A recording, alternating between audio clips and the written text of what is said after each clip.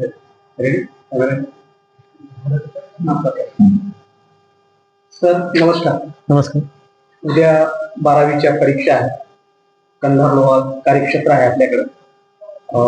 खूप बैठका झाल्यात आपल्या कॉपीमुक्त अभियानामध्ये.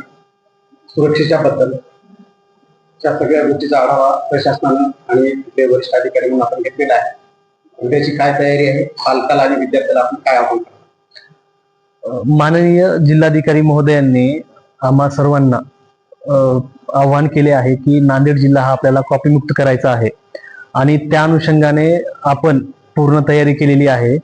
त्यामध्ये सर्वात महत्वाची गोष्ट असते की विद्यार्थ्यांना सर्व सोयी सुविधा त्या सेंटरवरती मिळाव्यात, म्हणून आपण सर्व संचालकांची बैठक घेऊन त्यांना सूचना दिलेल्या आहेत की त्या मुलांना ज्या काही आपल्या मिनिमम बेसिक फॅसिलिटी द्यायच्या आहेत त्या प्रत्येक केंद्रावरती उपलब्ध करून दिलेल्या आहेत.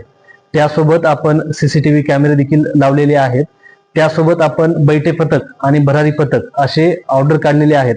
प्रत्येक केंद्रावरती 3 कर्मचारी अधिकाऱ्यांचं एक बैठक पथक असेल. ते पूर्ण परीक्षेदरम्यान त्याच केंद्रावरती उपस्थित राहतील व केंद्रावर कुठलाही अनुचित प्रकार होणार नाही याची ते काळजी घेतील. त्यासोबतच आपण आपले BDO, तहसीलदार, नायब तहसीलदार यांची भरारी पथक म्हणून आपण आदेश केलेले आहेत. भरारी पथकाचं काम आहे की त्यांनी वेगवेगळ्या भरारी केंद्रावरती भेट देऊन तिथले कुठेही अनुचित प्रकार होत नाहीये याची खबरदारी घेणं. यासोबत आम्ही विशेष एक अजून एक बाब कंधारमध्ये फॉलो केलेली आहे की आम्ही अगोदर म्हणजे जसं की एकदाच सर्व लोकांची भरारी पथकाचे आदेश काढलेले नाही आहेत.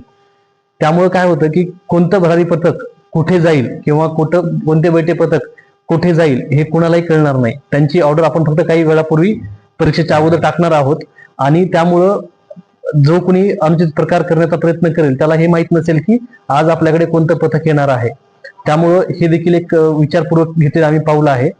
त्यासोबत विद्यार्थी आणि पालकांना माझे एक आव्हान आहे की हे जी काही आपण कॉपीमुक्त नांदेड अभियान राबवत आहोत त्याचा उद्देश एकच आहे की आपल्याकडे गुणवत्तापूर्ण विद्यार्थी तयार व्हावेत, एक सुज्ञ नागरिक तयार व्हावेत आणि यामध्ये कुठल्याही विद्यार्थ्याला किंवा पालकांना त्रास देण्याचा आपला कोणताही उद्देश नाहीये, परंतु फक्त उद्या हे जे सुजाण नागरिक ह्या विद्यार्थ्यामध्ये निर्माण होणार आहेत ते गुणवत्तापूर्ण असावेत एवढाच आपला उद्देश आहे. त्यामुळं विद्यार्थ्यांनी व पालकांनी या संदर्भात आपल्याला सहकार्य करावं. धन्यवाद.